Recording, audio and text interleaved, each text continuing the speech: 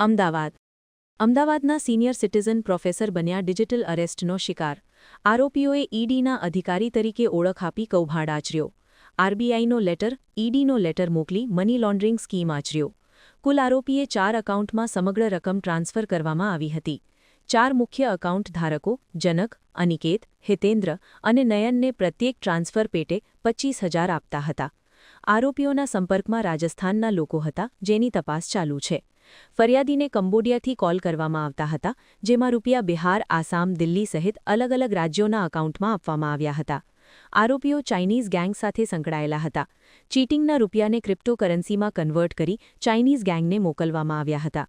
Chinese gang આરોપીઓને પોલીસની ટ્રેપમાંથી કેવી રીતે બચવું તે શીખવાડતા હતા. આરોપી હિતેન્દ્ર સોલંકી, અનિકેત અને અન્ય આરોપીને કમિશન મળતું હતું. સિમબોક્સ અને વોટ્સએપ અને વીપીએન નંબરથી કોલ કરતા. આરોપી હિતેન્દ્ર સોલંકીની પૂછપરછ કરતા તે સટ્ટામાં 6 લાખ રૂપિયા હારી ગયો હોવાનું સામે આવ્યું.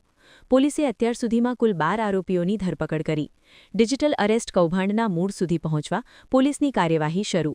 अहमदाबाद साइबर क्राइम में एक एफआईआर रजिस्टर्ड करी थी, जिसमें एक सीनियर सिटीजन 83 ईयर्स के एक रिटायर्ड प्रोफेसर है, उनके साथ 20 से ज़्यादा दिन तक डिजिटल अरेस्ट का फ्रॉड किया गया था, जिसमें इनिशियली उनको एक कॉल रिसीव हुआ था, जिसमें किसी ने अपने आप को ट्राई का एक अधिकारी बता के उसको बताया गया था कि आपका जो फ़ोन नंबर है उनसे कोई एक सेलिब्रिटी को पोर्नोग्राफिक वीडियो सेंड किया गया है, जिसके अगेंस्ट में मुंबई क्राइम ब्रांच में एक एफआईआर रजिस्टर्ड की गई है.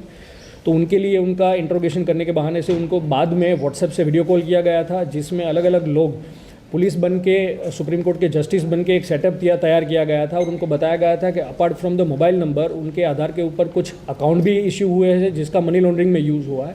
ऐसे अलग अलग बहाने बना के उसके बाद में फेक डॉक्यूमेंट्स भेजे गए थे, जैसे फेक एफआईआर, सुप्रीम कोर्ट में एक अरेस्ट वारंट भेजा गया था, ईडी का भी वारंट भेजा गया था, आरबीआई का फेक लेटर भेजा गया था. ऐसे अलग अलग करके उनको डराने के बहाने उसको लास्ट में ये बोला गया था कि आरबीआई के सर्वर में हमें वेरिफिकेशन करना पड़ेगा कि आपकी जो प्रोसीड है वो इलीगल नहीं है. ऐसा बहाना बना के उनके पास अलग अलग समय में 14 दिसंबर से लेके 26 दिसंबर तक टोटल 7 करोड़ 13 लाख की रकम ट्रांसफ़र करवाई गई थी, जिसकी एफआईआर हमने तुरंत रजिस्टर करके हमारी टीम, हमारे पीआई एनएस खोकर और उनकी टीम ने 3 दिन में 12 लोगों को अरेस्ट किया है. और इसमें अगर हम एमओ देखें तो जो ये पूरी फ्रॉड की रकम है वो पहले 4 अकाउंट में ट्रांसफ़र करी गई थी. वो 4 अकाउंट असम, दिल्ली और बिहार के हैं. उस 4 अकाउंट के बाद ये जो पूरी प्रोसीड है वो 100 से ज़्यादा अकाउंट में लेयर की गई थी.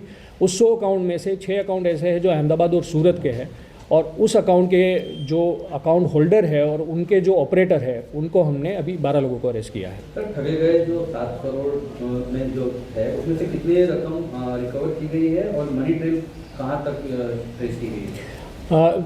जो कॉल आए थे विक्टिम को, व्हाट्सएप कॉल आए थे, उसका जो हमने इन्वेस्टिगेशन में पाया है कि ये कॉल कंबोडिया से किए गए थे.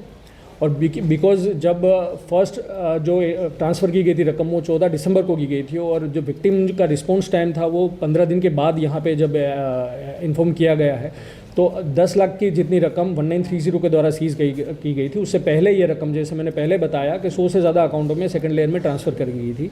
अभी की इन्वेस्टिगेशन में जो 12 लोग पकड़े गए थे उसमें एक अक्यूज़ के पास हमने 1,70,000 जितने रुपए बरामद किए हैं, और हम आगे की इन्वेस्टिगेशन भी कर रहे हैं कि ये इसके ऊपर और कितने अकाउंट होल्डर है और कितने लोग ये मनी को ट्रांसफ़र कर रहे हैं.